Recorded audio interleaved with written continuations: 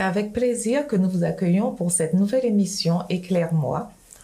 Bienvenue à chacun de vous. La vie chrétienne est jonchée de petits cailloux. Parfois, on se sent tellement proche de Dieu et il suffit d'un petit relâchement, si infime soit-il, pour que tout bascule. Comment trouver l'espérance après ce relâchement? Comment trouver l'espérance après l'épreuve? Mais peut-on parler réellement d'épreuve? Qu'en est-il réellement? C'est ce que nous verrons avec nos intervenants aujourd'hui. Aujourd'hui, nous vous invitons à renaître en Dieu. Comment trouver l'espérance après l'épreuve? Sans plus attendre, permettez-moi de vous présenter nos invités, qui nous apporteront un éclairage précieux sur le thème du jour. Nous avons avec nous le pasteur Patrick Luciat et Nadine Toussaint, qui est psychologue. Bienvenue à vous deux. Nous sommes ravis de vous accueillir dans cette émission aujourd'hui. Merci Katie, merci Marthe. Comme nous l'a si bien dit Marthe en introduction, la vie chrétienne est jonchée de petits cailloux. Et lorsque la vie nous met à l'épreuve, il arrive parfois que notre foi et notre relation avec notre communauté soient également remises en question. Pourquoi certains se sentent perdus ou déçus par l'Église ou par leur foi quand ils vivent des épreuves? Alors, je commencerai par dire que dans l'introduction, on parlait de petits cailloux. Alors, pour certaines personnes, ce sont de vrais rochers. Hein. Ça dépasse le stade du caillou. Les épreuves, c'est une réalité. Je crois que ce serait être dans le déni, ne pas réaliser que le parcours de tout individu, et du chrétien singulièrement, puisqu'on en parle, est jonché d'épreuves de toutes sortes. Quels que soient les domaines d'ailleurs, peut-être dans le domaine familial, financier, au niveau de la santé, il y a des épreuves. C'est une réalité. Alors, dans la question que tu posais, tu faisais allusion à la déception qu'on peut avoir. Quand on parle de déception, c'est forcément qu'il y a une attente. Donc, on s'attend à ce que dans la communauté dans laquelle on vit, on puisse traverser l'épreuve avec le soutien des autres, et puis que la foi dans laquelle on a investi, eh bien, puisse nous aider à surmonter la difficulté et puis à s'en sortir, à relever la tête. C'est pas toujours le cas. Et je crois que la déception à laquelle on fait allusion, elle est liée à notre humanité, puisqu'on fait partie d'une communauté de foi qui est censée être la vitrine des valeurs de l'Évangile et des sentiments qui étaient en Jésus. Ça, c'est l'espérance qu'on devrait avoir dans une communauté qui doit être l'incarnation de tout ce qu'on vient de mentionner là, c'est-à-dire l'amour de l'autre, la solidarité. Et il arrive qu'au moment de l'épreuve que je traverse, dans cette communauté de foi, je ne puisse pas recevoir le soutien que je suis en droit d'espérer de ceux qui croient comme moi dans l'amour fraternel et dans les valeurs que la Bible s'emploie à exposer. Et l'individu traverse non seulement l'épreuve, et cette épreuve-là, eh bien, va se marier avec la déception, la désillusion d'être entouré de personnes sur qui on ne peut pas compter. Alors, bien entendu, je ne fais pas de ça la norme, puisque heureusement qu'il y a beaucoup de personnes qui vivent leur foi de manière authentique et qui apportent à leurs prochains, à ceux qui sont dans ce pèlerinage terrestre, le soutien, l'amour, la solidarité, l'accompagnement qui est nécessaire. Mais bien souvent, et là je focalise sur ce que tu disais dans ta question, il y a des personnes qui vont être confrontées à la maladie, à une séparation, à des difficultés conjugales ou bien avec leurs enfants. Ils se sentent seuls. Rien de pire que d'être dans une foule et de se sentir seul. Et c'est ce qui arrive malheureusement à beaucoup de personnes qui sont dans l'Église et se rendent compte que finalement, les valeurs de Jésus ne trouvent pas leur prolongement dans l'attitude, le comportement de ceux qui les entourent. C'est une vraie déception, une vraie désillusion.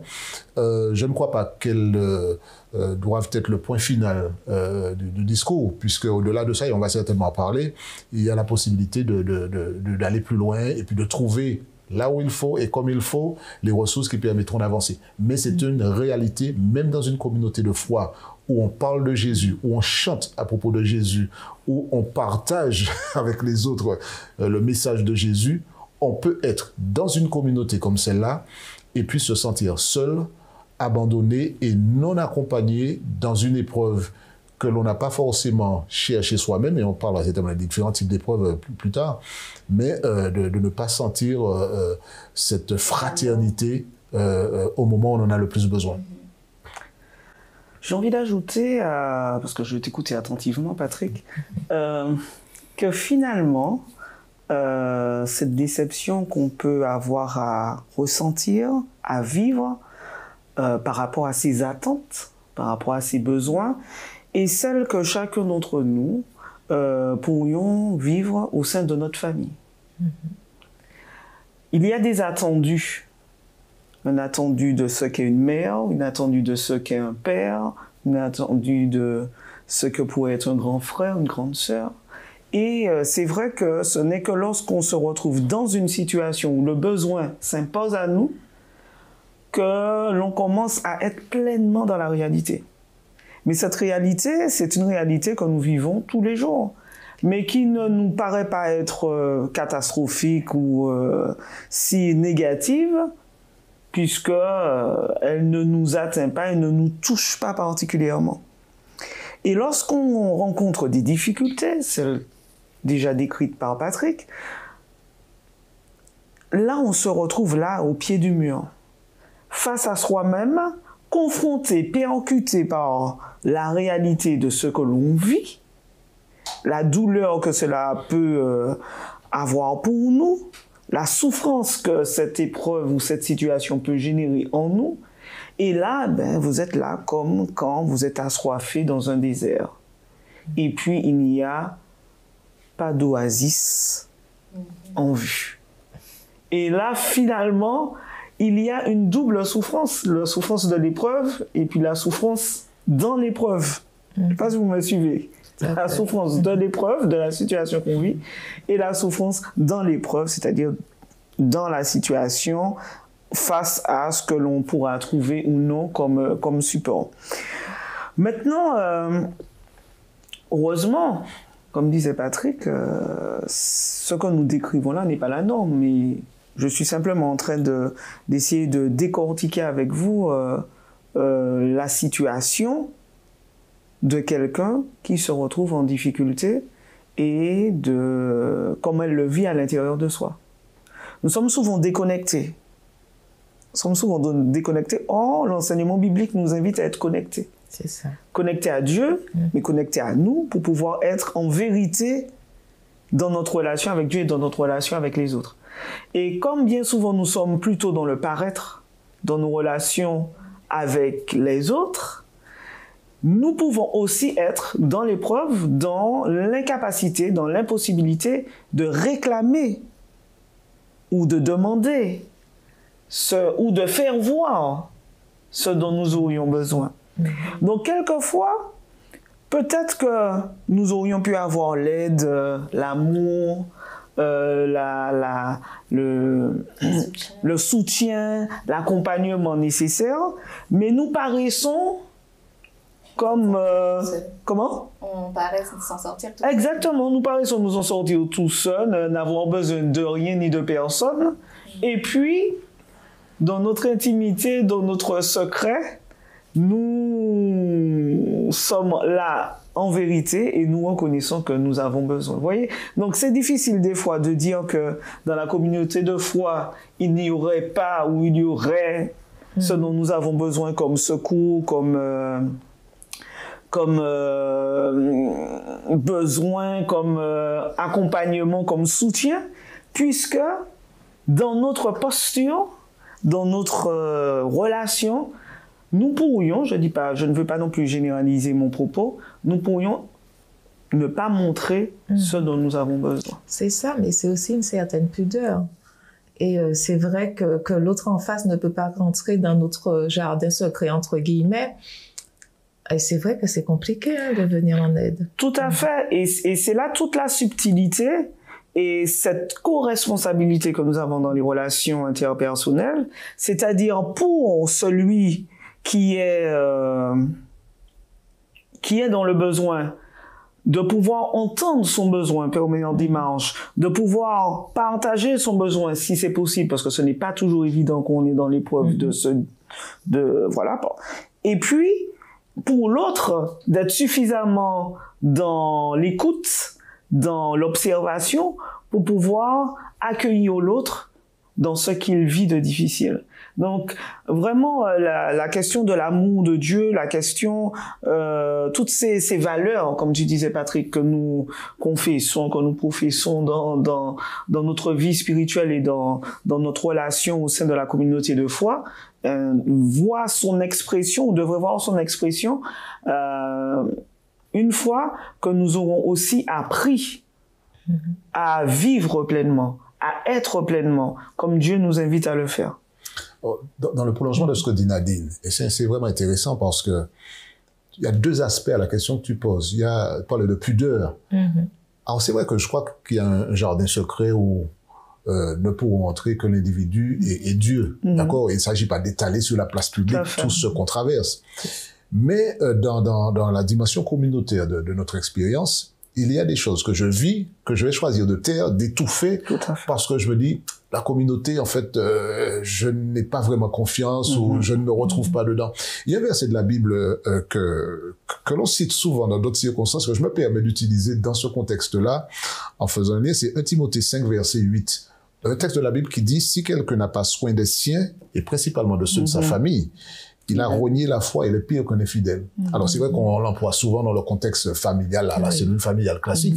Moi je considère l'Église comme une famille aussi, d'accord, dans le sens spirituel du terme. Et nous avons un devoir, chacun des membres de ce corps qu'est l'Église, d'amour fraternel envers l'autre, de solidarité, de soutien. On est membre de la famille. Donc si un membre de la famille est en souffrance et que j'ignore cette souffrance-là, ou bien je suis indifférent à cette souffrance-là, quelque part, je suis coupable de non-assistance à personne en danger, si je puis dire. Et la réalité de ma foi doit être remise en question parce que la foi, c'est pas simplement une croyance théorique dans un Dieu, etc. C'est quelque chose qui trouve son prolongement dans mon attitude vis-à-vis de l'autre, dans mon rapport à l'autre. Et je dois pouvoir, à défaut d'apporter la solution, parce qu'on n'a pas forcément la solution au problème. Quelqu'un qui vous dit, voilà, bien, j'ai un cancer, je souffre, j'ai pas forcément le médicament miracle pour faire disparaître la maladie, mais mon attitude, ma présence, le rapport que j'aurai avec l'autre sera un véritable médicament pour cet individu. Et je crois qu'on a ce devoir moral et chrétien d'être à l'écoute, comme tu disais, Nadine, de l'autre, tout en respectant le caractère privé de certaines choses et ne pas détruire, certainement, je pense qu'on en parlera plus tard, ne pas détruire cette confiance-là que l'individu peut avoir. Parce que souvent, ce qui arrive, c'est qu'un individu dit, oui, je sais que je suis dans la communauté, j'ai partagé avec un tel, et ce que j'ai partagé s'est retrouvé sur la voie publique, je ferme la porte définitivement, je considère que je suis mathématiquement dans la communauté, mais relationnellement, je n'y suis pas. Et ça, je crois que c'est un drame, un double drame pour la personne qui est dans la souffrance et puis qui ne peut même pas bénéficier de ce que l'Évangile nous invite à apporter auprès de celui qui est dans la difficulté. C'est tellement vrai, cette notion de confiance, parce que sans confiance, la relation, elle est terne. La relation, elle sera dans le paraître, elle sera pas dans le vrai, dans la réalité de ce que nous ressentons, dans ce que nous partageons. Et je crois que dans la parole de Dieu, il nous a invités vraiment à nous dépouiller, c'est ça? Nous dépouiller du vieil homme. De la vieille femme, peut-être aussi. Et d'être dans quelque chose de vrai avec l'autre. Et ce que nous avons à gagner dans notre expérience de l'Église, parce que pour moi, l'Église, c'est une expérience, c'est faire Église, c'est être en relation avec l'autre et expérimenter, être dans l'action, comme tu disais, Patrick, dans ces choses que nous pensons être si faciles, mais qui ne le sont pas. Pour l'avoir expérimenté au moins à 2 reprises, des personnes qui voulaient justement manifester le soutien, la compassion, l'aide et tout cela, et qui se sentent embarrassées. Ah oui, Nadine, j'ai su que, mais bon, je n'ai pas trouvé comment venir vers toi pour, etc. Ou bien quelqu'un d'autre qui me dit, oui, je sais que, mais excuse-moi, je suis désolé, mais... Alors, j'ai dit dire à la personne, mais il n'y a pas de souci, je sens dans ta démarche qu'il y a de la bienveillance et que tu souhaites apporter ou partager ce que tu as comme information par rapport à la difficulté que nous rencontrons. J'accueille. Mais c'est vrai que des fois, peut-être que ces personnes ont reçu un traditionnel boc, qu'on connaît, qu'on a vécu tous une fois dans sa vie, et que ce soit difficile. Maintenant, Dieu nous invite à cette différence, et de pouvoir penser que si je m'adresse à quelqu'un, qu'elle aura la décence, c'est le mot que j'avais sur le bout des lèvres, mais avoir la bienveillance, l'amour tel que Dieu nous demande de pouvoir le répandre, de garder secret ce que je reçois, de partager ce que Dieu m'a peut-être donné à partager avec cette personne, et puis des fois de rester dans le silence et juste dans l'accueil et dans l'accompagnement. C'est ça, c'est ce que j'allais dire, parce que pour rebondir sur ce que tu as dit aussi, des fois, l'autre a peur du jugement, donc on a besoin d'aide, mais on a peur de se confier aussi parce qu'on ne sait pas comment ce sera accueilli. Et à contrario, celui qui peut nous apporter du soutien, ben, il a peur d'être rejeté. Exactement. C'est ça, donc on ne sait pas toujours quelles sont les limites, jusqu'où je peux aller, ne pas être trop intrusif, et puis comment on va accueillir l'aide que je veux apporter. Alors finalement, lorsqu'on est dans l'épreuve, on est face à soi-même, et lorsqu'on veut accompagner quelqu'un dans l'épreuve, on est face à soi-même. Et Dieu nous invite à grandir, à faire ce travail à l'intérieur de nous. Alors, je ne vais pas en dire plus, parce que je pense qu'on va développer par la suite. On est dans l'ère du développement personnel, et puis il y a plein de théories, plein d'axes qui sont proposés. Mais je crois que le plus grand des psychologues, c'était Jésus lui-même, et qui nous propose des choses dans sa parole pour que nous puissions, nous, dans notre examen de conscience, être suffisamment éclairés, éclairés dans notre posture, dans qui nous sommes, dans là où nous en sommes, dans notre relation avec Dieu et dans notre relation à l'autre, pour que nous puissions, dans ces situations-là, demander à Dieu, oui, de nous éclairer. Seigneur, voilà, je vois cette personne en difficulté, je me sens poussé à pouvoir l'accompagner, l'accueillir ou lui porter une attention particulière. Donne-moi les mots, donne-moi l'attitude, donne-moi l'attention. Et de même, celui qui est dans l'épreuve, eh bien, Dieu, voilà, je sais que tu m'as placé dans une famille spirituelle. Donne-moi de pouvoir manifester que j'ai besoin. D'accord. Que j'ai besoin. Donc, c'est vrai, on a parlé de petits cailloux, de gros rochers, mais parfois on peut aussi décider comme ça de prendre un peu de recul avec sa vie chrétienne. Et ben, je vous invite à écouter ce témoignage, le témoignage de Gabriel, qui a fait ce choix, à un moment de sa vie, de se retirer un peu. On verra où ça l'a mené. Donc, soyez attentifs à ce témoignage. Alors, merci Gabriel, merci de nous recevoir et merci de partager ce moment avec nous. Donc, est-ce que tu peux nous dire qui tu es, qui est Gabriel et comment tu es venu à Christ? Mon prénom, c'est Boulanger Victoire. D'accord. Mais tout le monde... Gabriel, j'ai même entendu dire qu'on t'appelle aussi Gabou. On m'appelle Gabou, Gabi, Gabou, Tati. Maman. Même ceux qui ne connaissent pas autant. Les grands comme on dit Tati, Tati, Tati, Gabou, Gabou, Gabou, c'est comme ça. D'accord. Moi, c'est petit toute bagaille. Ok. Moi, ça, maman gâteau, c'est petit toute bagaille. Et puis, bon, j'ai connu Dieu par les biens de deux frères. Ils sont venus ici, ils se sont partagés en plusieurs équipes pour évangéliser la commune. Ok. Mais c'était la première fois que j'ai entendu parler des adventistes. Des adventistes, parce que j'étais plutôt d'église, des chants d'église et tout. Ok. Mais les gens venaient à chaque dimanche ou à chaque samedi, je ne me rappelle pas, qui venaient nous amener la parole, nous faire comprendre, nous aider à comprendre, à aimer Dieu, pour nous dire qu'est-ce que Dieu voulait de nous, étant humains, qu'est-ce qu'on doit faire pour avoir la vie éternelle. Ok. Et c'est de là... Les conditions, les 10 commandements et tout. Mais qui ça mis à raconter là? Parce que je n'ai jamais entendu ça. Oui.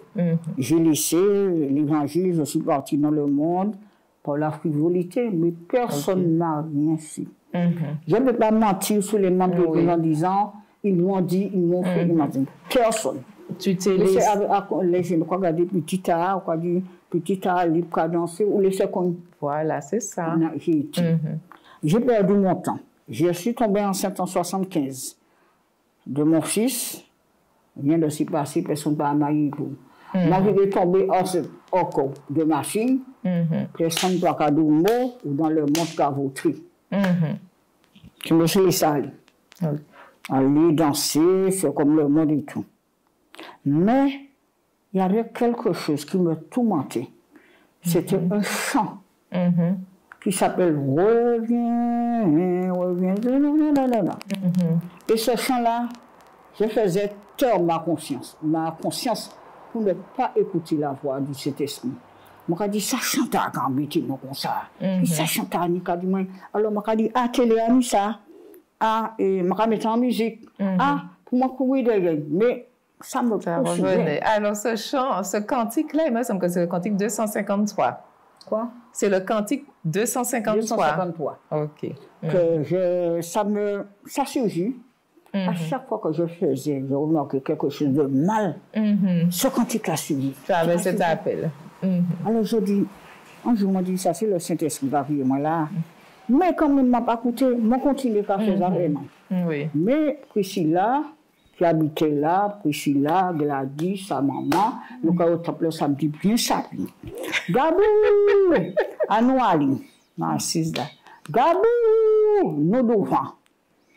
Gabou, nous que prier bas. Mais que c'était que ça le mercredi. Tout le temps. Dimanche. Oui. Non, je me dis, mais pourquoi cette maman là qui a dit ça? Non, Gabriel, il faut retourner à l'évangile. Ah non, il faut retourner. Mais quand même, m'entêter. M'encaouli. Oui. M'encaouli, m'entêter. Chaque année en effort, on m'invite. Je vais. Je dis, bon, cette fois-ci, c'est le bon. Je vais me faire baptiser. Ah oui, on va sortir là, il sortit. Mais non, on va se marier. Mais non, laissez ça, on va se marier. Puis après, toujours entrer à l'église. C'est ça. Je ne pardon. On parle sur le bonheur, c'est des belles paroles. Mais après, 6 mois, on a la gueule. Mais c'est ça. Alors, on dit que ça, alors. Alors, il y a que ça, alors. Et puis, finalement, j'ai trouvé quelqu'un qui était célibataire. On a parlé, et ce qui m'a plu en lui, c'est parce que sa famille était adventiste. Alors, ça m'a plu. Moi, je dis, ah, Seigneur, moi, je vois un monde qui a l'évangile. Moi, je peux baptiser, je peux me marier, baptiser, je peux sortir chez nous. Parce que c'est ça, moi, toujours rêvé de dîner en montant, même religieux, pour nous aller au temple ensemble, pour nous prier ensemble, pour nous prendre des décisions missionnaires ensemble, pour nous parler, pour nous faire des machins. C'est ça qui m'a toujours rêvé. Ça m'a toujours traversé l'esprit. On a fait 3 ans, même carton ensemble, je ne sais même pas combien de temps, parce que je n'ai même pas même calculé ça maintenant. Pendant que je prépare mon mariage, aller à la mairie pour regarder, et je n'ai pas dit rien, je n'ai pas fait tout le silencieusement. Comment faire, comment pas faire. Le téléphone sonne. Gabriel, ça fait comme ça. Assise. Il a dit, maman, d'où assise? La fille me dit, assise. Ce n'est pas une bonne nouvelle. Alors, maman prend prémassé. Gabriel, où ça marié? Alors, que je comprenne bien. Donc, le monsieur qui devait t'épouser, il a épousé quelqu'un d'autre. Oui. OK. M'a dit comme ça. Toute bagarre qui a concurrent au bien de ceux qui aiment Dieu. Ah, ben tout à fait. Il m'a dit, c'est parce que mon Dieu, mariage la partie pour moi. Et mon Dieu, tu vois toute bagarre là. Si bon, il peut voir. Toute bagarre, c'est mon Dieu. Et puis, le frère Kadas qui est venu faire un effort d'évangélisation un jour à Bellefontaine. Avant de son départ, il m'a remis un courrier. Tiens, c'est pour toi. Oui. Je regardé, je quitté là. Et puis, un jour, je m'ai mis à le courrier là. Ce que le frère m'a dit qu'il m'a touché, c'est un jour, j'espère te revoir dans le ciel. Au retour de Jésus. Ça m'a touché, c'est resté là. C'est resté là, comme c'est là. T'as retourner, jeune, retourner, repartir. On dit, non, t'as sans la paix. J'allais danser et la fille que j'allais, c'est une petite copine, elle s'appelle Jocelyne. Lorsque j'ai pris ma décision, j'ai dit à Jocelyne que je vais laisser les déjeuners d'enfants et tout, je vais retourner à l'évangile. Ah, Gabriel, on peut retourner à l'évangile, on peut s'arrêter. Mais j'ai une autre cousine qui s'appelle Rosia qui m'a dit des pures de bêtises. Ah oui? Moi, souri. Moi, qui t'ai parlé. Mais c'est Jocelyne qui m'a dit, vraiment, pour que ça arrête, Gabriel. Pas y aller pour venir tomber. En ça, vous pouvez préparer. C'est pas ça, aller. c'est Ça, je l'ai compris. Mais l'autre, il m'a dit, ça, c'est le travail Satan. Mais oui. Elle m'a amené, une première fois, m'a assise là, par annoncer. En deuxième fois, m'a assise par annoncer. J'ai payé. En troisième fois, m'a assise, quatrième fois, elle m'a dit, ça violent. Alors, Gabriel, c'est ça, on va faire, sinon, on va pas danser, on va pas aller. Pour prendre décision, on va descendre le type. Je laissé tomber. J'ai pris cette décision. J'ai dit, Dieu, permets-tu que je tiens à ma décision. Je t'ai fait de la peine durant 45 ans. Mais Seigneur, aide-moi. Aide-moi à retourner. Et puis j'ai pris la décision. Mais le monsieur qui était sous la chair, je lui dis, monsieur, mais c'est un frère. Oui. Il était en train de me regarder comme ça, depuis sa première jusqu'à la dernière. Le monsieur, celui qui tenait l'effort, c'est ça. C'est celui qui tenait l'effort. Oui, pendant l'effort. Et j'allais tout le soir, mon papa m'a dit un jour d'effort. Le jour qu'on a demandé qui veut, qui s'est accepté Jésus, moi, je suis pris bon là. J'étais la seule. Vous êtes premier. J'étais la seule. Et j'étais fière de renouer le lien d'amour avec mon papa. J'étais tellement fière que j'ai accepté le baptême. Oui. Tu as pris le temps qu'il fallait, mais tu es revenu dans les bras de ton Dieu. Donc, 45 ans. Franchement, qu'est-ce que tu aurais à dire, puisque tu nous as dit que c'est la frivolité de la jeunesse, qu'est-ce que tu aurais aimé dire aujourd'hui aux jeunes, puisqu'on se rend compte, bon, il y a des jeunes, il y a des moins jeunes, mais il y a beaucoup de jeunes qui, comme tu dis, sont pris dans cette frivolité-là et qui tournent le dos au Seigneur. Qu'est-ce que tu aurais aimé leur dire aujourd'hui? Que c'est Dieu seulement qui peut tirer Adam, Bagaïtaouya, mais fais mon Dieu confiance. Parce que les choses du monde ne peuvent apporter à rien, rien, il peut apporter à nous. Il peut faire qu'empirer nous dans le mal. Et puis, ni Dieu en dégoût. Mais seul bagage peut Dieu, quelle que soit la cause, quelle que soit la manière, quel que soit le laps de temps qu'on a laissé l'évangile. Mais entrer, c'est comme l'enfant produit. Rentrer en nous-mêmes. Posez-nous questions. Nous qu'à manger cochon et cochon. Pour des en l'air nous dire nous qu'à léger, nous allons demander pardon à papa qui aime nous. À papa qui promet nous la vie éternelle. C'est ça que m'a dit ces jeunesse-là.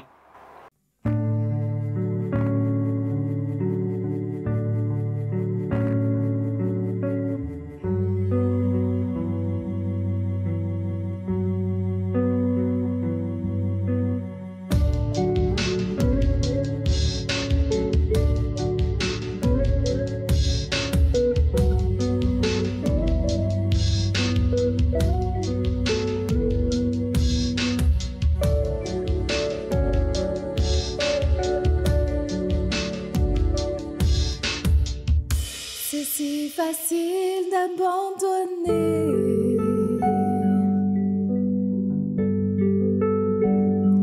et de se laisser dériver.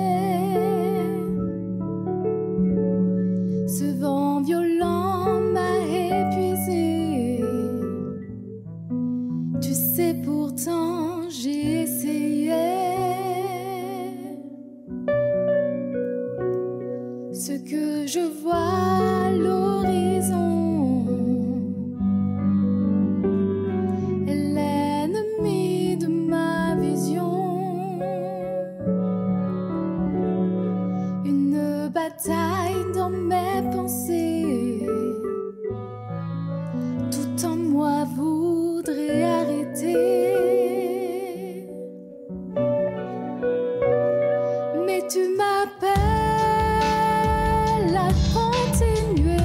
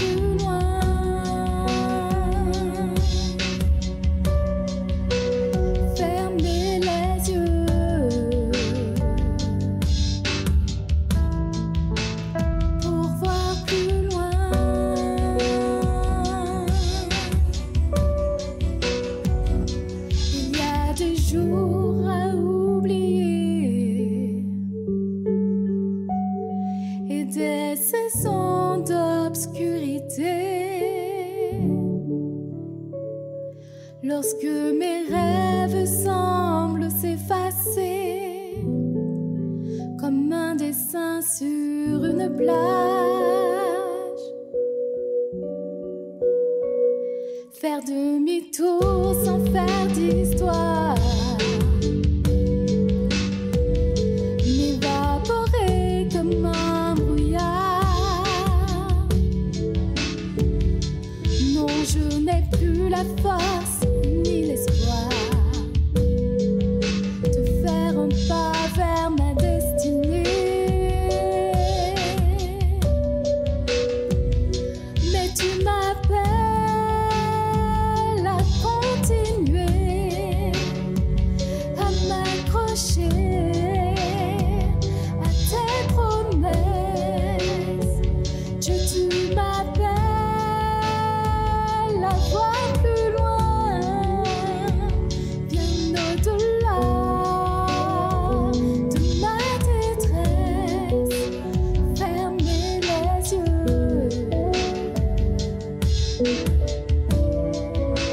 pour voir plus loin. Fermer les yeux pour voir plus loin.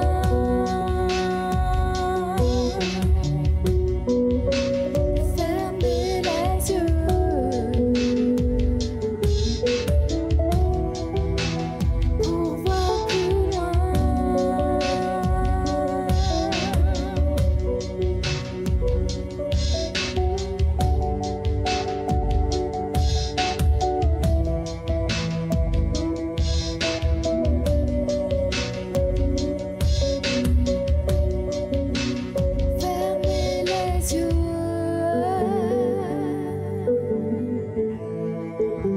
pour voir plus loin.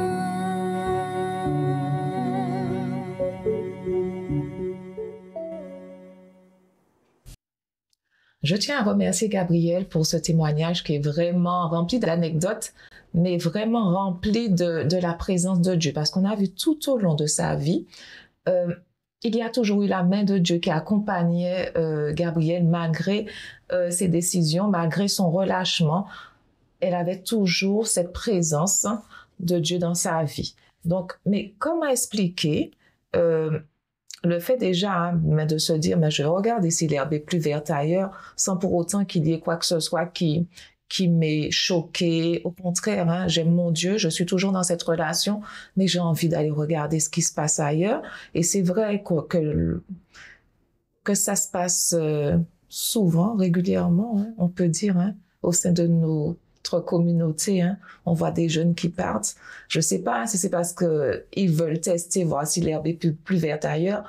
Mais ce qui m'interpelle, c'est de me dire, on s'en va, mais on ne sait pas si on reviendra.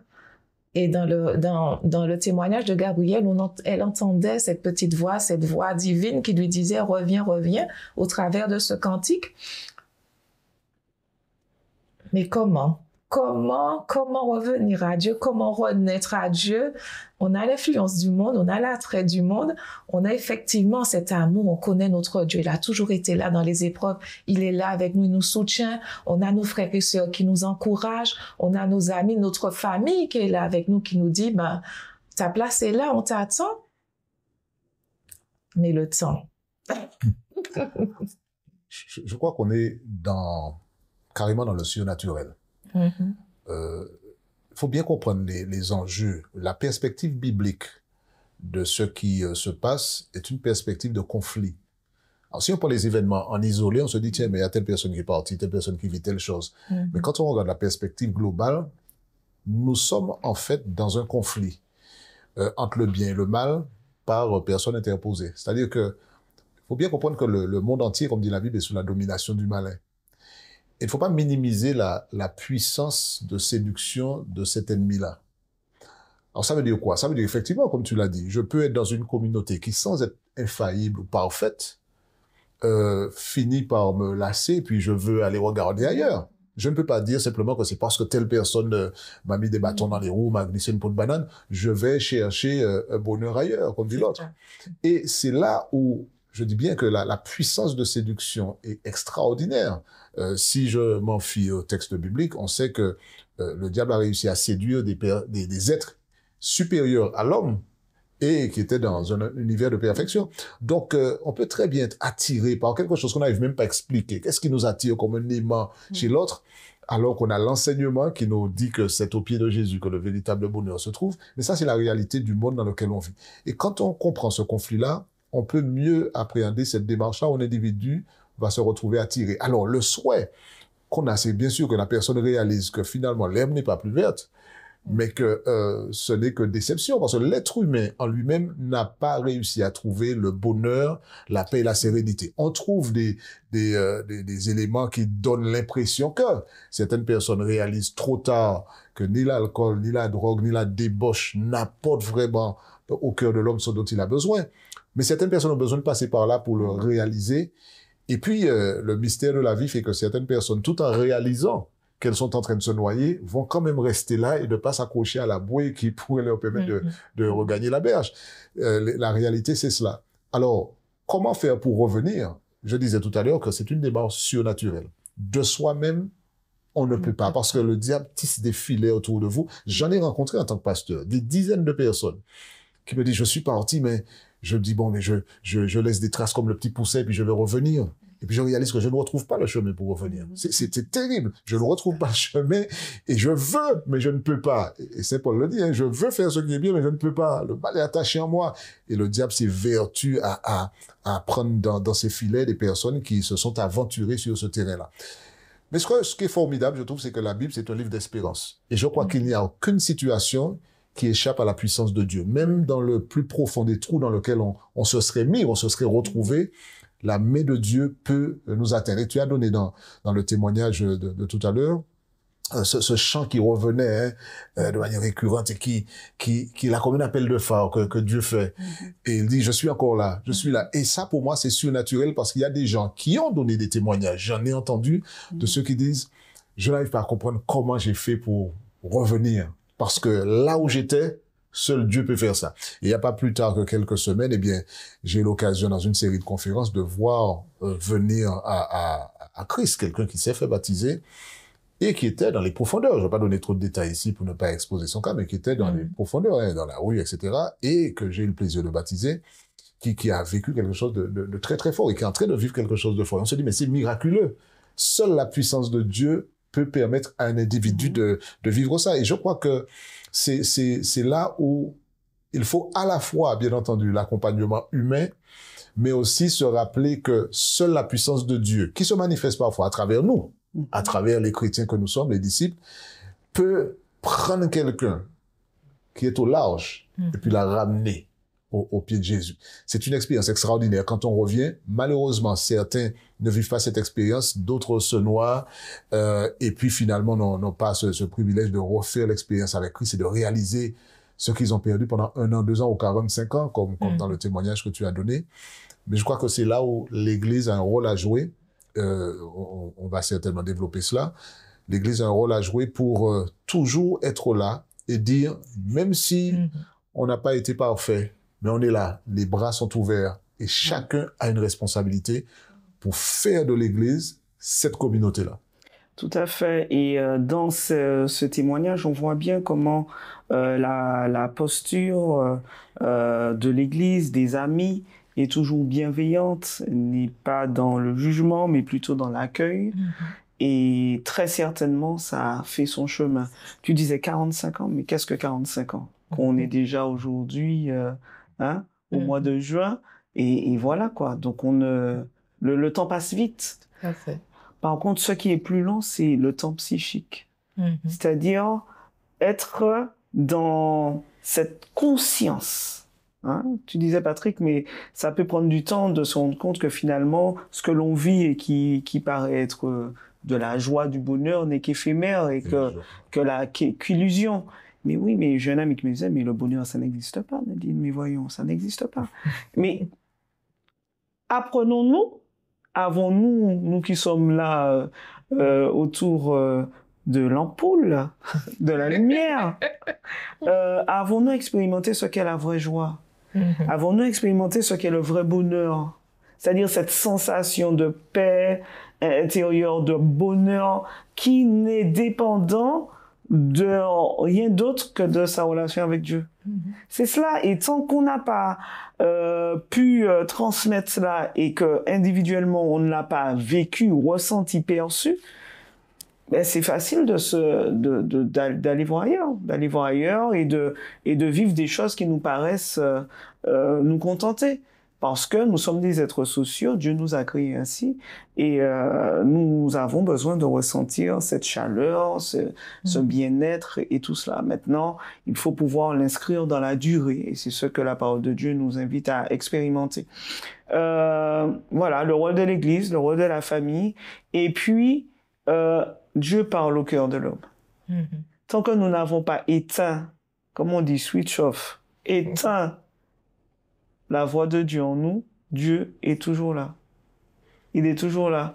Et il fait ce travail, j'ai envie de dire, pas à pas avec nous. Quelquefois, nous sommes intolérants. Comment? Depuis le temps que la sœur, depuis le temps que le frère, il faut qu'on comprenne que non. Alors que Dieu use comment? De patience envers nous, afin qu'aucun ne périsse, mais que tous aient la vie éternelle. Et c'est ça, qui m'en est ça, chaque lundi, appel, yo café, appel, les cadeaux, boutique à aller, puis ça finit pas qu'à aller plus loin. Donc, c'est vrai qu'il y a tout ça parce que, comme disait Patrick, comme vous dites tous les deux, c'est vraiment une lutte, c'est vraiment un combat. Et c'est vrai qu'avec ce témoignage-là, je me suis rendu compte que c'est pas évident. C'est pas évident du tout. Puis c'est important d'être vrai. Dieu, il lit ce qu'il y a à l'intérieur de notre cœur. Donc, nos bonnes intentions, voilà. Oui, peut-être que ceux-mêmes qui sont en train de dire depuis le temps, ils sont pas sur la bonne route non plus. Donc, Dieu voit la sincérité du cœur et chemine avec nous. Et nous invite à cheminer avec lui. C'est une sous-expérience parce qu'en fait, le témoignage, en deux mots, le témoignage, c'est à la fois la démonstration de l'ampleur de l'égarement, mais aussi de la grandeur, de l'amour et de la puissance de Dieu à ramener. Tout à fait. C'est les deux. On a dans l'exemple de Gabriel, à quel point on peut s'égarer, mais aussi à quel point la distance ne sera jamais trop longue pour que la main de Dieu nous rattrape par une voix, par un cantique, par quelqu'un, d'une manière ou d'une autre, il est capable de le faire. Et je crois que ça dépend aussi de la semence qu'on a au départ. Je connais beaucoup de personnes qui, comme Gabriel, tout en étant partis, n'ont jamais oublié les cantiques qu'ils chantaient dans les sections enfantines, qui ont toujours gardé les versets qu'ils récitaient au Club des éclaireurs. Et ce sont autant de semences qui, en leur temps, produisent du fruit insoupçonné. Hein. On se dit, mais on a oublié ça. J'ai appris ça quand j'étais gamin. Mais c'est là, et ça fait son chemin, et ça fait son travail. Et on a un exemple grandeur nature de ce que Dieu peut faire, même lorsqu'on s'est éloigné. Tout à fait. C'est ça. Alors, on va en revenir. Vous aviez déjà commencé à en parler. Quel rôle a l'Église et la communauté face à ce genre de situation? Comment soutenir les membres pendant et après l'épreuve? Puisqu'on a vu, c'est vraiment des moments pas faciles à vivre. Je crois que peut-être que répondre à cette question nous impose de revisiter notre conception de l'Église. Si on se limite à l'Église comme étant le bâtiment dans lequel on se réunit pour des services religieux, on va bien voir les limites de l'aide qu'on peut apporter, parce qu'en fait, ce sera une addition de personnes. Voilà, on a un groupe avec 15, 20, 100, 200 personnes qui n'ont pas forcément de relation, il n'y a pas de ciment qui les unit, et c'est juste un club, d'accord? Mais si on conçoit l'Église comme un corps dont Christ est la tête, avec cette interdépendance des membres entre eux, la vision qu'on a de l'Église fait que justement, je ne peux pas me désolidariser de l'autre. Alors, on sera différent, on est différent, d'accord? On a même des affinités particulières avec certains plus que d'autres. Ça, c'est la réalité de la vie. Mais l'Église est un édifice spirituel qui a une caractéristique particulière qui la distingue des clubs et des associations diverses. C'est qu'il y a le ciment de l'Évangile qui nous unit. Il y a l'Esprit de Dieu qui fait que tout en étant différents, comme les membres de corps, nous sommes unis. Et lorsque j'ai mal à l'estomac ou mal à la tête, en fait, c'est le corps qui est malade. Et je dois pouvoir être sensible à la douleur de l'autre. Mais dire comment moi, en tant que communauté, je peux amener ça. Donc, la vision que j'aurai de l'Église va faire que je sois indifférent aux besoins de l'autre, à sa souffrance, ou alors que je m'investisse avec bienveillance dans son bien-être. Alors, je le disais au départ, on ne peut pas forcément avoir la solution. Hein. J'ai pas forcément le million pour aider la personne qui est endettée. Je n'ai pas forcément le médicament miracle pour cela. Mais à bien des égards, je pourrais intervenir et ça va en dire long sur qui je suis. Et l'Église a tout intérêt à conjuguer le verbe être avant le verbe faire. Et je pense que c'est ça qu'on a commis comme erreur. On a voulu faire des choses, mais on n'a pas le être derrière. Mais tant que j'ai pas compris que je suis membre du corps du Christ, que je suis un élément d'un ensemble, un maillon d'une même chaîne, eh bien là, je vais simplement constater comme un spectateur passif, et voilà, eh c'est, vous voyez, il est en difficulté, il pleure, eh bien, tu es au courant, et puis je vais même en parler avec d'autres. tu as vu ce qui est arrivé à tel frère, à telle sœur, et puis on va discuter, on va ragoter, on va laïusser dessus, sans se rendre compte que ce que la personne a besoin, c'est pas d'une agence de presse qui va diffuser ses affaires, mais de personnes solidaires, chrétiennement, et qui vont montrer. Il y a un texte de la Bible que j'aime bien, et qui est celui de Jacques. Jacques 2, verset 14-17. On le cite souvent, et moi je trouve qu'il a un retentissement intéressant dans le cadre de ce que nous disons là. Il dit, mes frères et sœurs, que sert-il à quelqu'un de dire qu'il a la foi s'il n'a pas les œuvres? Cette foi peut-elle le sauver? Si un frère ou une sœur sont nus et manquent de la nourriture de chaque jour, et que l'un de vous leur dise, partez en paix, mettez-vous au chaud et rassasiez-vous, sans pourvoir à leurs besoins physiques, à quoi cela sert-il? Donc, la réalité de l'Église, eh bien, elle est exposée lorsque, eh bien, notre amour que nous disons avec des mots trouve son prolongement dans les actions. Et je crois qu'il n'y a rien de tel que d'aller près de quelqu'un qui est dans une souffrance qui peut être affective, relationnelle, financière ou autre. Parfois, une main autour d'une épaule en dit long sur la fraternité et l'amour. Une parole ou même un regard. Et comme tu disais tout à l'heure, Nadine, et je crois que c'est très intéressant, parfois garder la bouche fermée. Le silence parfois est plus assourdissant qu'un long discours. Et je crois que c'est intéressant de montrer à l'autre dans une connexion, je sais pas si ça veut dire mystique, mais en fait, dans une connexion qui est spirituelle, en fait, que l'individu va ressentir que je suis avec toi. On a compris, il y a quelque chose là qui nous unit. Tu traverses ça, on est dans le même bateau, je suis avec toi. Et puis je serai avec toi aussi dans la présence. Je vais rester là peut-être pendant les heures, pendant toute la nuit pour t'accompagner, chanter avec toi, prier avec toi, parce que l'Église, c'est ça. C'est pas simplement le moment où on va venir chanter des cantiques, participer à une manifestation. La réalité, l'épreuve de l'authenticité de la vie de l'Église, c'est ça. C'est ça le test qui va montrer, comme Jésus disait dans Jean 13, 35, eh bien, ceux-ci tous connaîtront que vous êtes mes disciples si vous avez de l'amour les uns pour les autres. Et l'amour, c'est quelque chose de concret. C'est pas juste un concept vaporeux, c'est quelque chose de concret. Je t'aime en Jésus, eh bien, ça va se voir. Je serai là, mes bras autour de tes épaules. Je serai là avec toi dans la souffrance. Je serai là pour te réconforter. Je serai là pour prier avec toi. Je serai là pour pleurer avec toi aussi. C'est ça l'Église. Quand on a compris ça et que ce concept-là nous habite, je pense que ça changera la réalité de ce que vivent certaines personnes, malheureusement, aujourd'hui, et qui considèrent l'Église plus comme une expérience de blessure, comme vous voyez, un endroit qu'il vaut mieux éviter qu'une expérience où on peut trouver un baume en Jésus à travers ceux qui lui ressemblent, ceux qui ont accepté d'être ses disciples, et puis un réconfort qui est vraiment nécessaire lorsqu'on traverse l'épreuve. Alors Patrick, oui, et j'ajoute, parce que quelquefois, les personnes voudraient que l'Église, donc c'est-à-dire les 350 personnes de la communauté, manifestent voilà, ou que le comité d'église se manifeste, ou, vous comprenez ce que je suis en train de dire? Alors que l'église, ça peut être toi, Kitty, qui fait une démarche. Oui. Ça peut être toi, Patrick, qui fait une démarche. Et je peux être déçu tout en ayant eu l'appui de Marthe, en me disant, mais non, mais c'est Marthe, c'est parce que... Je connais Marthe, c'est parce qu'on s'aime bien. C'est pas l'Église. Mais c'est pas l'Église. Donc c'est vrai que notre représentation de l'Église aussi est à interroger. Et si dans cette Église, j'ai eu même 2-3 personnes qui m'ont aidé à cheminer, je dis oui.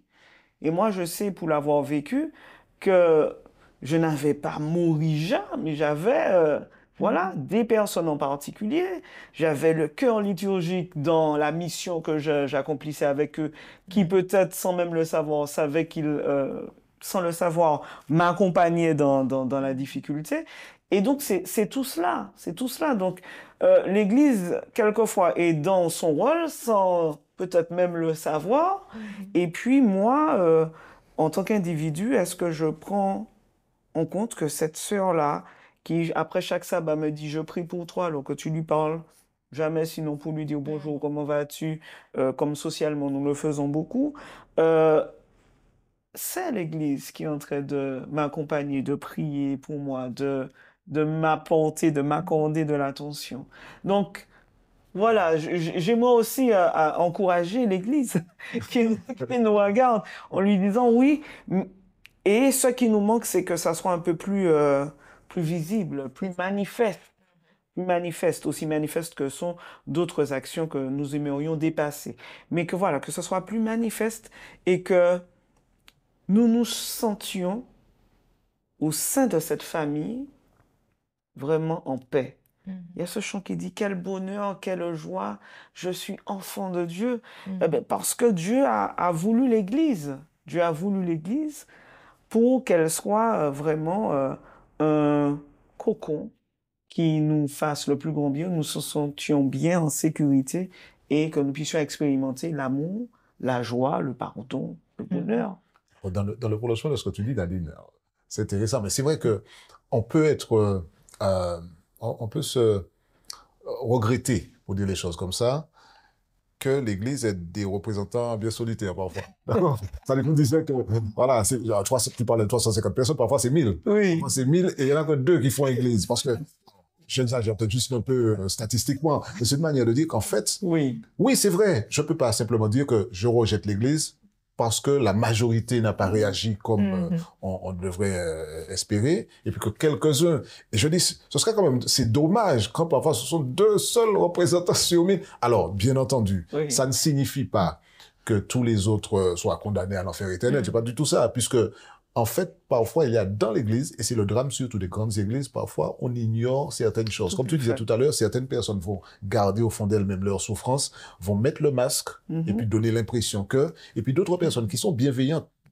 n'ont pas l'opportunité de savoir, tiens, je pourrais aider. Tout à fait. Et puis il y en a d'autres qui sont au courant et qui donnent le traditionnel, je vais prier pour toi. D'accord? Qui est parfois une manière de s'exonérer de sa responsabilité de chrétien. Je dis, ouais, mais je dis que je prie. Et puis quand on dit cela, alors soyons honnêtes, ça arrive souvent qu'on soit coupable de ça. Quand on dit, je vais prier pour toi, alors je ne remets pas en cause cette déclaration-là, car elle a son importance. Tout à fait. On est dans une communauté de foi que je prie pour l'autre, pour laquelle j'ai pas forcément la solution en main. C'est très important de prier. On croit que la réponse vient de Dieu aussi.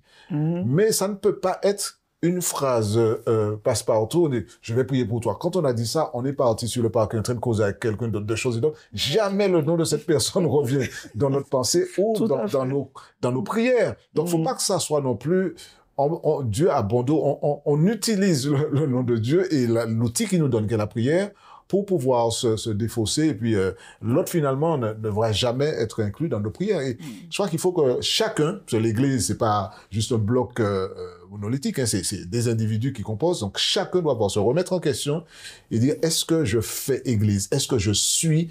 Et est-ce que ça se traduit par...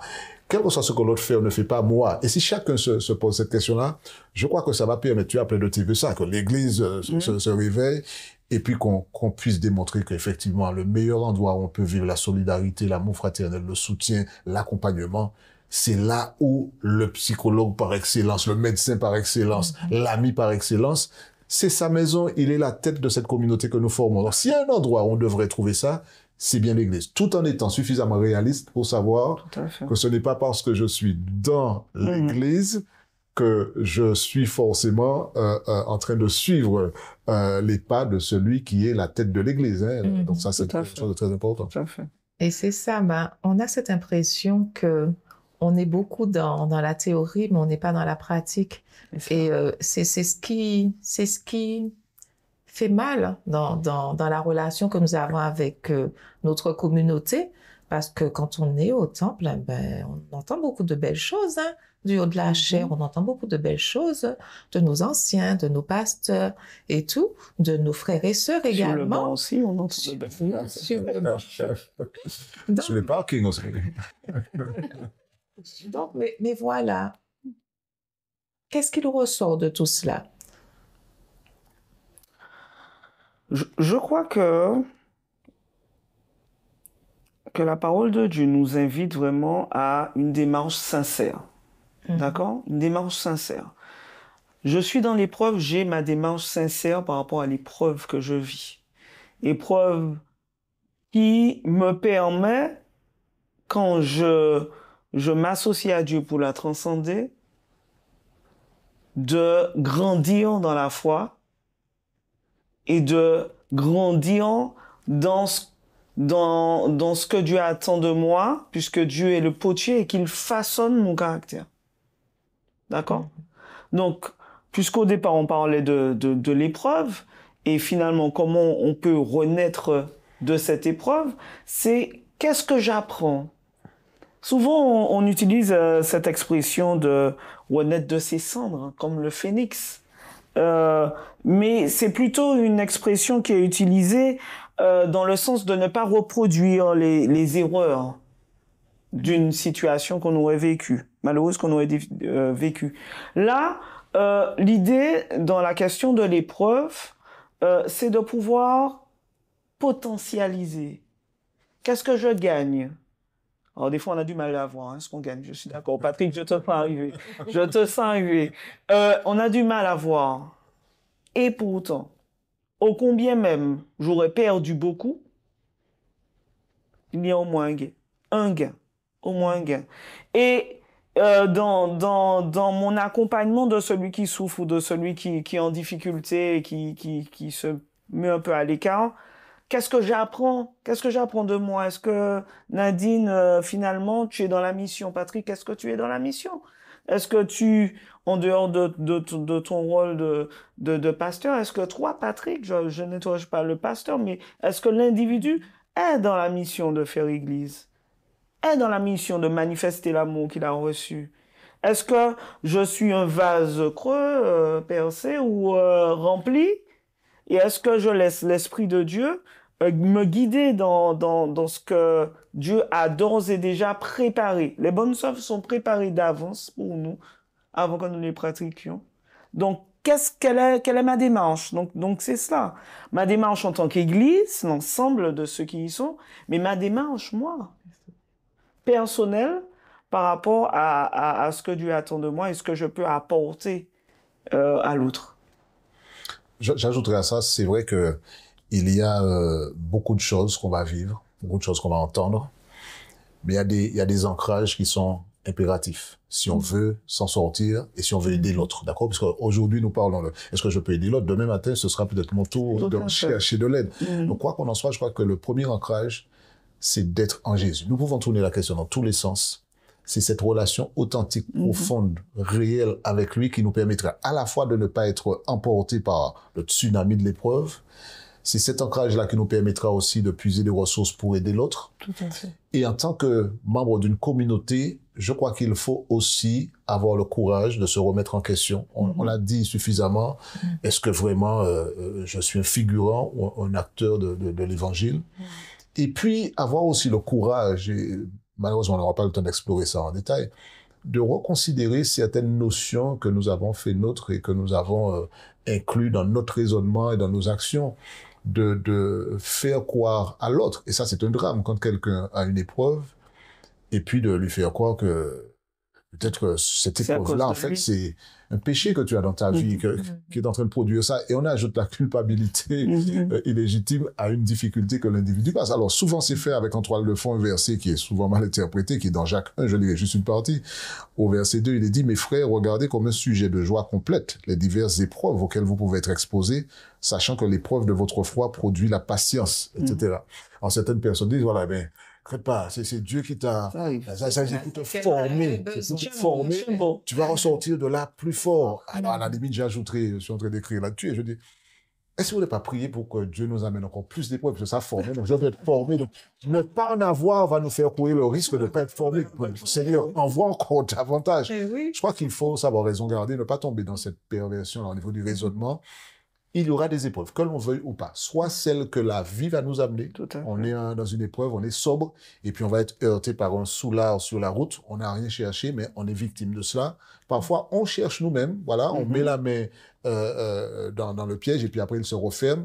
On est responsable de ça. Mais quelle que soit l'épreuve, je crois qu'il faut pouvoir dire, Seigneur, je ne vais pas forcément tout comprendre. Et c'est vrai qu'il faut avoir le courage de dire ça. Parce qu'il y a des épreuves où vous allez sortir abîmé. Parfois, vous n'allez même pas sortir comme un légume, mais incapable même de raisonner. Il y a des épreuves terribles qui vont vous briser. On ne saura pas expliquer tout, mais on demandera à Dieu la force de rester accroché à lui et de toujours garder à l'esprit que la fin de l'histoire, on la connaît. On sait ce qu'il y a à la fin. Et je crois que ça vaut le coup de traverser l'épreuve avec courage. Ça, c'est tellement vrai ce que tu dis, Patrick, parce que quelquefois on s'enfonce dans l'abysse du pourquoi. Pourquoi moi? J'ai envie de dire, et pourquoi ça devrait arriver à l'autre? Pourquoi moi, ok, mais pourquoi ça devrait arriver à quelqu'un d'autre que moi? Et c'est vrai que oui, des fois ça nous paraît tellement injuste, tellement pourquoi autant d'épreuves? Parce qu'il y en a qui cumulent hein, quand même des situations tragiques, que ce soit au niveau de la santé, de leur vie personnelle, au niveau du travail et tout cela. Et comme tu disais, c'est important de garder son ancrage et de maintenir sa confiance en Dieu. Il y a un texte biblique qui m'a toujours saisi, qui dit, mais finalement, l'important c'est que ton âme soit sauvée. Donc tu peux arriver, moins un bras, moins... Alors ça paraît, ouais Nadine, c'est bien, tu dis ça, mais tu as tout ce que tu as sur toi. Mais vous voyez ce que je veux dire? Et ça m'a saisi. Et je me dis, ok, d'accord. Donc finalement, le pourquoi, chercher le pourquoi va me mettre en difficulté psychologique. D'accord? Il y a des choses que je dois comprendre, je demande, et quand je demande à Dieu, Dieu me montre. Dieu montre. Dieu va montrer. L'examen de soi est important aussi. Dieu va montrer ce que nous n'arrivons pas à déceler. Et puis, il y a d'autres choses que nous ne connaîtrons pas. Est-ce que nous pouvons accepter que Dieu sait tout et qu'il ne permet pas que des choses que nous ne pourrions supporter nous arrivent? Et que de toutes les façons, il a la solution. Il est la solution. C'est ça. Ouais. Mais ça demande... c'est compliqué, hein, parce que quand on est dans l'épreuve, voilà. Je sais pas si c'est mon premier réflexe, mais ce qui est sûr, pour sa santé mentale, pour sa santé psychologique, pour maintenir sa foi, garder en vue que Dieu sait tout.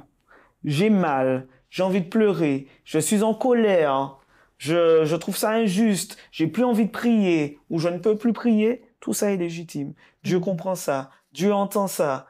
Et puis encore, malgré tout, faire confiance à mon Dieu, lever la tête et me dire, Dieu est ma solution. Alors, notre émission tire à sa fin. C'est vrai, tu as commencé, Nadine, à nous donner quelques pistes, quelques outils pour pouvoir se relever de toutes ces épreuves. Bon, je me dis, c'est vrai que je suis différente de Katie. Katie aura besoin de certaines choses que moi, je n'en aurais pas besoin. Mais qu'est-ce qui permettrait de pouvoir vivre cette épreuve de façon plus sereine et de revenir à son Dieu au plus vite? Et d'avoir la chance d'y arriver aussi. Ouais. Surtout. Je crois que fondamentalement, le regard que l'on porte sur soi-même, sur Dieu et sur ce qui nous entoure va déterminer beaucoup de choses. Et c'est une vraie question, celle qu'on pose là. Il y a une phrase que j'ai notée quelque part où je dis en fait, permettre à Dieu de transformer nos points d'interrogation en points d'exclamation. Ça, les points d'exclamation qui ponctuent les Alléluia, gloire à Dieu, merci Seigneur. L'émerveillement. Voilà, et qui s'échappent des lèvres de ceux qui ont compris ce qu'est la foi véritable.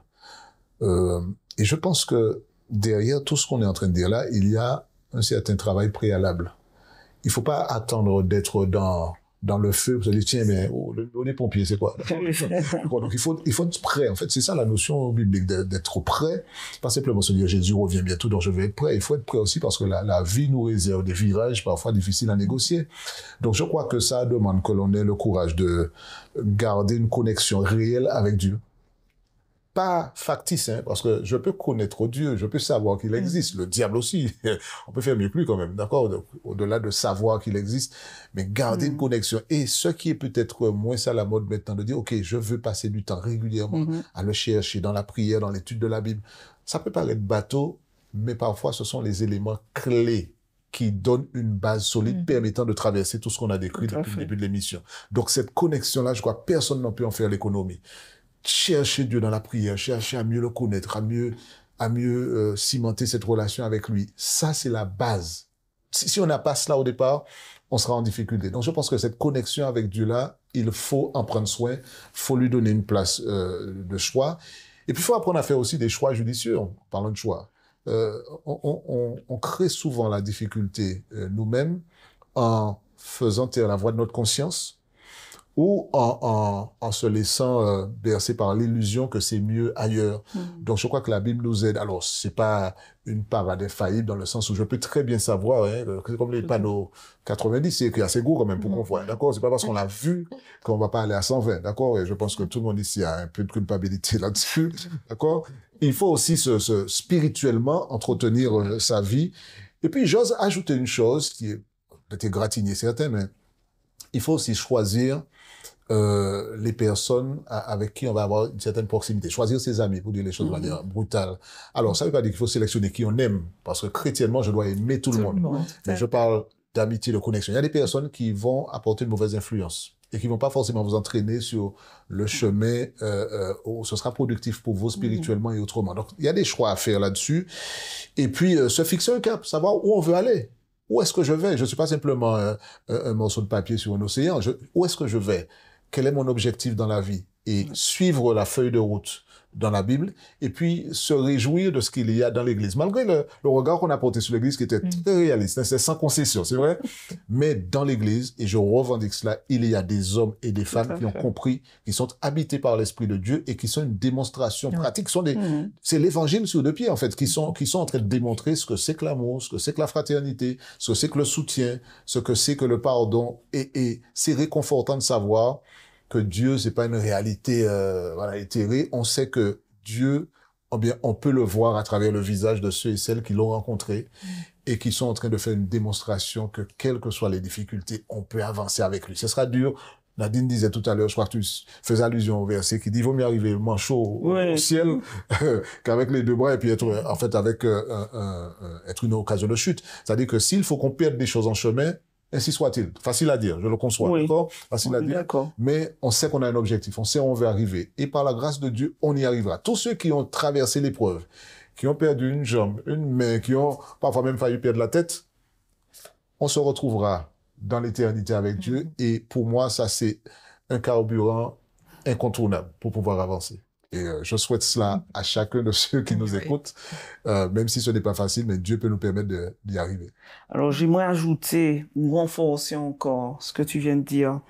Quand vous avez posé la question des outils, je me suis dit, mais de quoi a-t-on véritablement besoin? Et je me suis dit, peut-être que nous ne sommes pas suffisamment en connexion avec nous. Hein? Je commence par nous. Je devrais commencer par Dieu, mais j'y arrive. Pour que nous puissions repérer, est-ce que nous avons déjà véritablement vécu un moment de sérénité, de paix, mais pas celle qu'on pense être la paix, mais celle qui nous vient de Dieu. Dans Jean 14, verset 27, Dieu déclare, je vous laisse la paix, je vous donne ma paix. Je ne vous donne pas comme le monde donne, que votre cœur ne se trouble point et ne s'alarme point. Je veux faire une invitation à expérimenter cela. Je sais m'être déjà retrouvé dans des situations où on a un sentiment de tourment, d'être tourmenté et de dire au Seigneur, écoute là, ça dépasse ce que je pourrais faire tout seul. Mets la paix dans mon cœur ou mets la joie dans mon cœur. Parce qu'il faut quand même expérimenter la paix que tu mets dans mon cœur. Donc, il y a rien autour de moi qui puisse, générer de la joie en moi. Donc, mets ta paix, mets ta joie dans mon cœur. Et pour cela nécessite que nous méditions la parole de Dieu. Chaque jour. Aujourd'hui, on est dans beaucoup de méthodes de méditation transcendantale. Je respecte ceux qui l'utilisent. Je crois que Dieu nous propose une méditation. Une méditation qui va pouvoir nous assurer la sécurité, la paix, la joie en lui. Lui seul qui peut nous l'apporter. Méditer la parole chaque jour en établissant une connexion illimitée. Nous sommes habitués à cela. Il y en a qui sont connectés de façon illimitée à tous nos outils de communication. L'idée est d'être connecté de façon illimitée à Dieu. Ce fameux petit verset que nous connaissons bien, prions sans cesse. Oui. C'est-à-dire être dans cette connexion-là avec Dieu, qui peut nous diriger, qui est là et souhaite nous diriger et nous permettre justement de faire les choix les meilleurs qui soient pour nous. Et puis, en troisième ingrédient, l'amour. L'amour, que nous puissions exercer, pratiquer, que nos actions soient empreintes d'amour, Dieu étant l'amour même manifesté et qui nous invite à manifester son amour au travers de nos relations avec les autres, au travers de nos actions, de nos comportements. Et puis, cela va nous permettre de développer notre compassion pour les autres, notre compassion pour nous aussi, en restant sensible à ce qui nous entoure et à l'écoute de ce qui nous entoure et à l'écoute de nos émotions, de nos sensations. Qu'est-ce qui me traverse? Qu'est-ce qui fait, Patrick, que j'entende la situation de Marthe, de Katie et que finalement, il passa outre, nous dit la parole de Dieu? C'est que je ne vois pas, je n'entends pas. Peut-être que ça résonne si fort, c'est tellement souffrance pour moi que je ne peux pas y aller. Il faut aussi reconnaître des fois ses limites. Ou peut-être que je suis tellement centré sur moi que je ne suis pas sensible à l'autre. En tout cas, faire ce travail-là et permettre à Dieu de faire ce travail en nous, pour que nous soyons suffisamment à l'écoute de nous, pour que nous puissions le laisser nous façonner, pour que nous soyons tels qu'il veut que nous soyons. Et puis, nous offrir un espace de créativité. Vous savez, et de liberté de penser. Pourquoi je dis cela? Parce que on a grandi avec des valeurs, avec un socle, alors certains ne l'ont pas pris comme des valeurs, mais il faut pas, etc., qui devaient guider notre vie. Maintenant, pouvons-nous essayer d'intégrer cela comme notre charte de bien vivre avec l'autre, notre charte de bien vivre avec soi-même, notre charte de développement pour être, comme on dit souvent, la meilleure version de nous-mêmes. Et j'ai envie de dire, plutôt que la meilleure version de nous-mêmes, la version 0.0 que Dieu avait voulu pour nous au départ.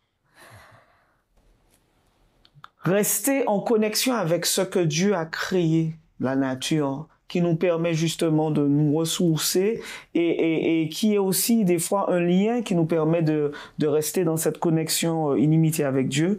Et puis, mettre du sens sur ce que nous vivons, mettre du sens sur les expériences que nous vivons avec Dieu, l'expérience que nous vivons avec l'autre. Et lorsque nous n'arrivons pas à mettre du sens, pour reprendre la belle expression de Patrick, permettre à Dieu de mettre des points d'exclamation là où il y a des points d'interrogation. Voilà, que Dieu puisse nous émerveiller, que Dieu puisse nous épater, comme m'avait dit un ami. Tu ne vois pas la solution là. Prie, reste en connexion avec Dieu et laisse Dieu t'épater. Tu ne seras jamais déçu. C'est bien dit. Ouais, je crois qu'il y a juste pour ajouter à ce qu'elle dit, je ne vais pas répéter, mais on a tous eu l'occasion de prendre l'avion. Et il y a une chose qui m'a toujours fasciné d'ailleurs, là. À un moment, le personnel, l'équipage dit, pour ceux qui écoutent, parce que maintenant on n'écoute plus ça, en cas de dépressurisation de la cabine, vous verrez tomber les masques d'oxygène. Ils ajoutent une chose, j'ai pas réfléchi à ça, ils disent, avant d'aider quelqu'un avec son masque, mettez votre masque. Vous ne pouvez pas aider l'autre si vous-même, vous n'avez pas pris soin de vous-même. Je crois que dans tout ce qu'on a dit là, parce qu'on est en train de parler ici, il y a ceux qui nous écoutent, Donc, nous devenons potentiellement des acteurs de cette nouvelle donne. Tout Et je crois que c'est important de mettre le masque d'abord, le masque à oxygène qui va, en fait, c'est l'oxygène chez Jésus, c'est-à-dire de Oui. puiser en lui et dans les ressources qu'il nous donne. Tout Donc, il à ne s'agit pas de dire je lis la Bible et puis je ne cherche pas à me former ailleurs, à avoir des ressources qui peuvent m'aider.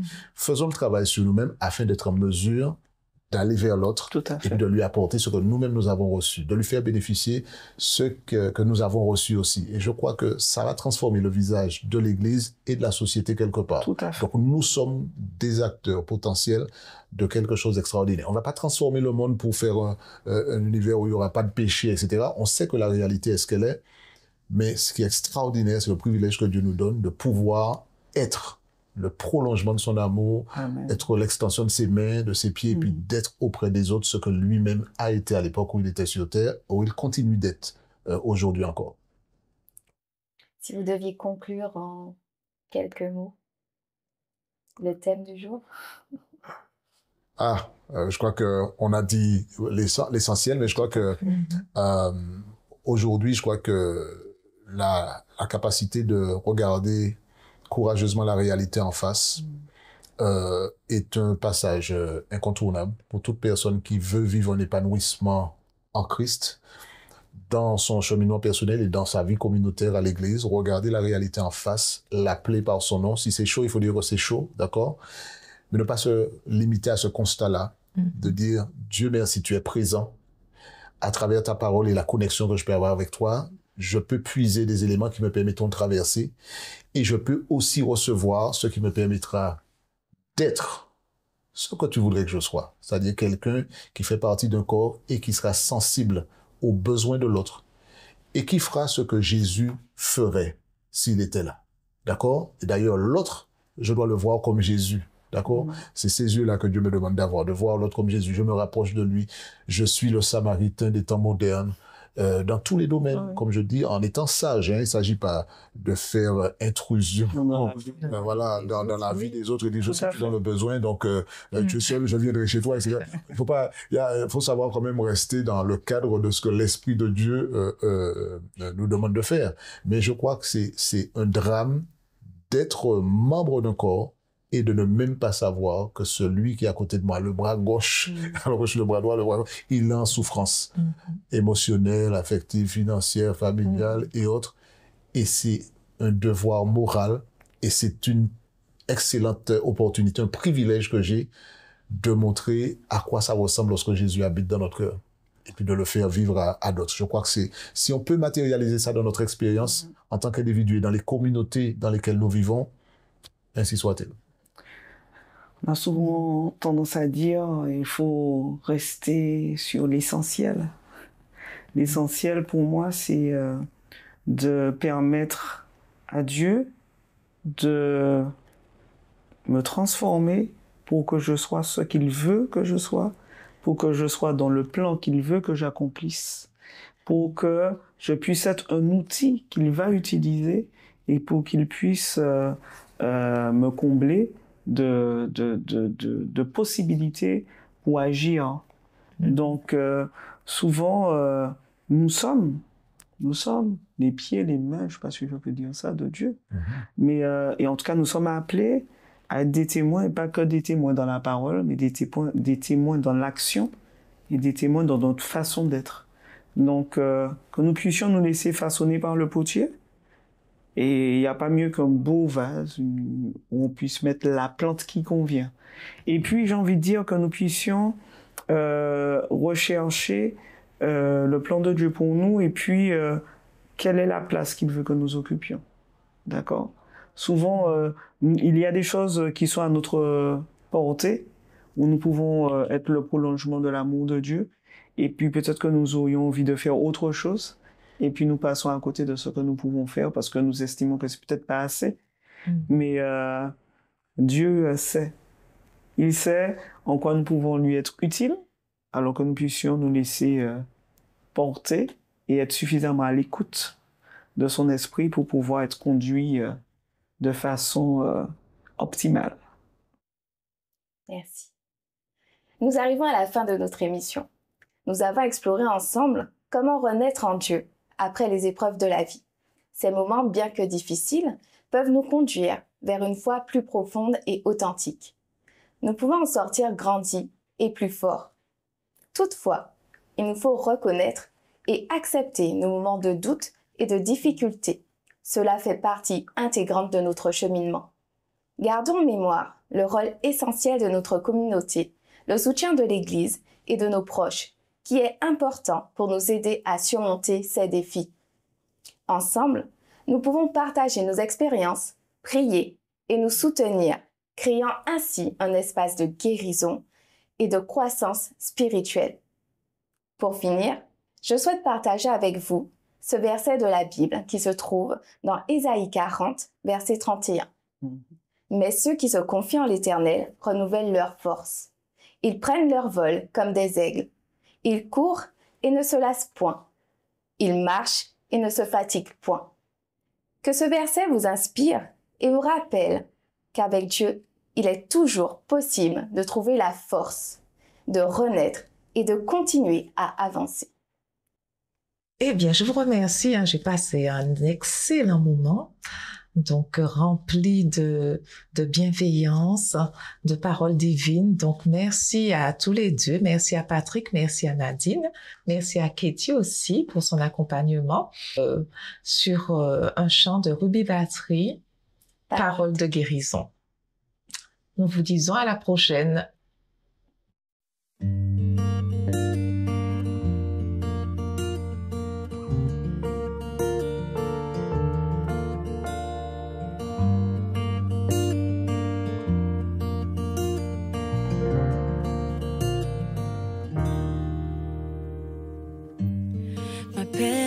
D'aujourd'hui ne m'apporte que mépris et déchire mon corps.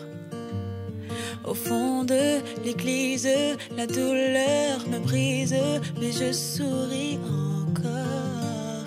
Mes nuits sont longues car dans ma chambre je pleure, les genoux à terre. J'ai tout essayé, j'ai tellement pris, plus rien à faire.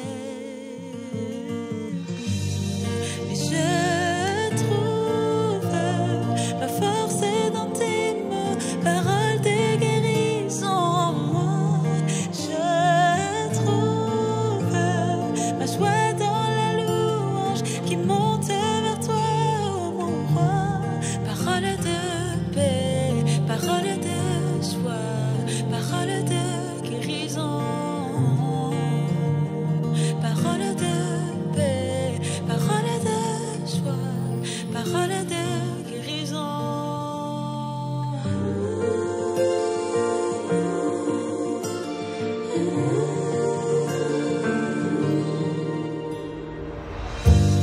Là où tu te caches, je veux que